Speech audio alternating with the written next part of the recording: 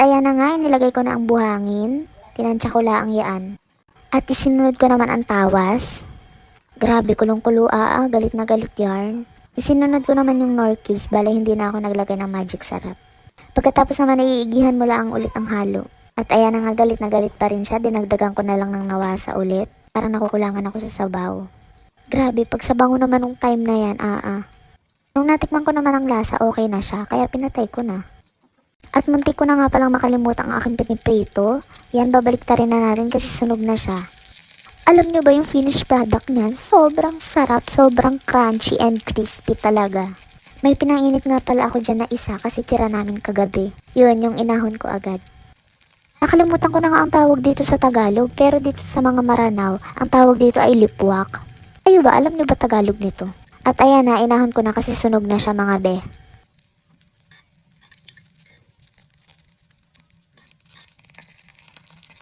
At sunod naman ay maglalagay na tayo ng second batch.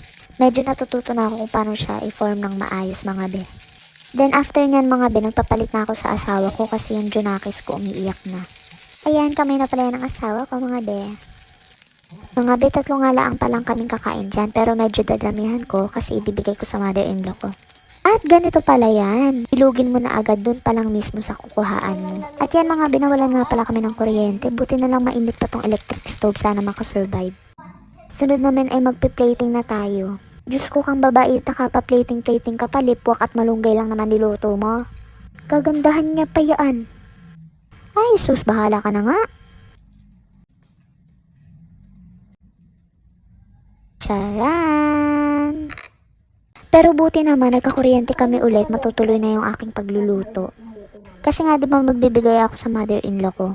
At ari naman titikman ko na ang aking niluto, tignan nyo at pakinggan nyo.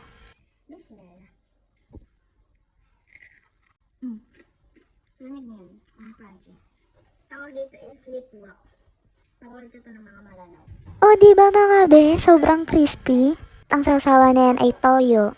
O baka akalain nyo naman akin lahat yung kanin na yan. Hati kami dyan ng asawa ko, no? At ito nga lang ang aming naluto, kakaunti, diba? Ulam pa lang namin yan. Wala pa yung ibibigay namin sa bayanan ko. Hindi ko to kanin lahat ha. O diba, dinefend niya pa sarili niya.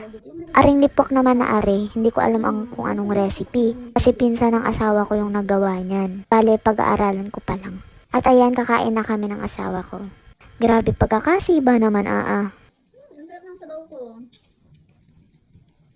Pili ko pag natikman ko na siya at boil over, i-digest niya. Charis.